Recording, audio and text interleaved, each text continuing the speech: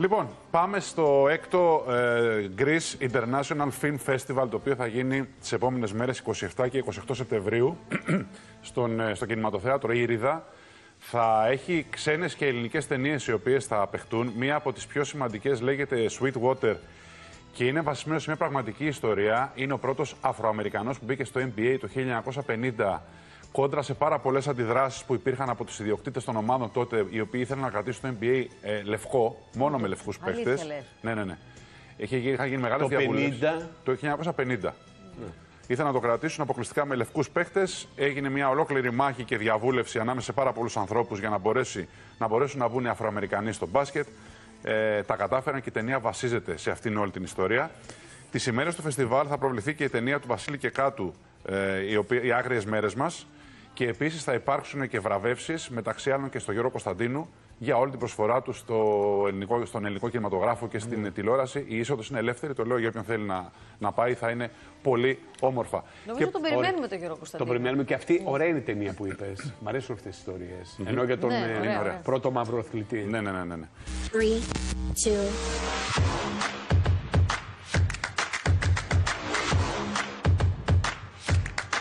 Το έκτο Greece International Film Festival θα πραγματοποιηθεί στο ιστορικό και νεοκλασικό κινηματοθέατρο Ήριδα στις 27 και 28 Σεπτεμβρίου με εξαιρετικές ταινίες μεγάλου, μεσαίου και μικρού μήκους.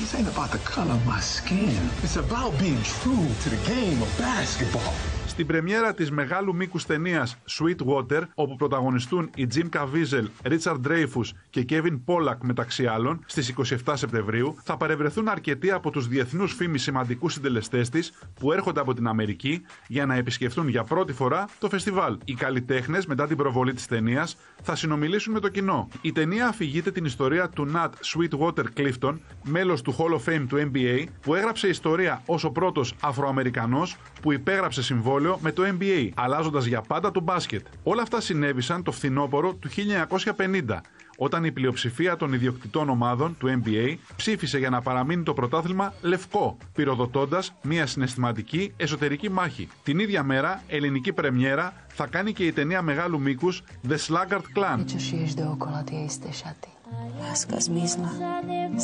Στις 28 Σεπτεμβρίου θα κάνει την πρεμιέρα της η μεγάλου μήκους ταινία Bird Boy. Who's that? My grandnephew, August. Την ταινία θα παρακολουθήσουν παιδιά από το χαμόγελο του παιδιού. Επίσης θα προβληθεί και η ταινία «Οι Άγριες Μέρες μας» του βραβευμένου με χρυσό φοίνικα σκηνοθέτη μας Βασίλη Κεκάτου. Είναι κλειδωμένα! Με κλείδωσε! Τι κορνάει, κοπέλα? Κοπέλα μου είμαι. Σηκωθήκαμε και εξαλτάρεις. Τι πρόβλημα έχεις? Ξεκινήσαμε να ρωτήσουμε. Την Κυριακή, 28 Σεπτεμβρίου, θα πραγματοποιηθεί η τελετή βραβείων, στην οποία θα παρευρεθούν όλοι οι συμμετέχοντες καλλιτέχνες. Στο πλαίσιο αυτό, θα δοθεί και τιμητική πλακέτα στον Γιώργο Κωνσταντίνου για την προσφορά του στον χώρο του θεάτρου και του κινηματογράφου της χώρας μας. Το Greece International Film Festival έχει ελεύθερη είσοδο.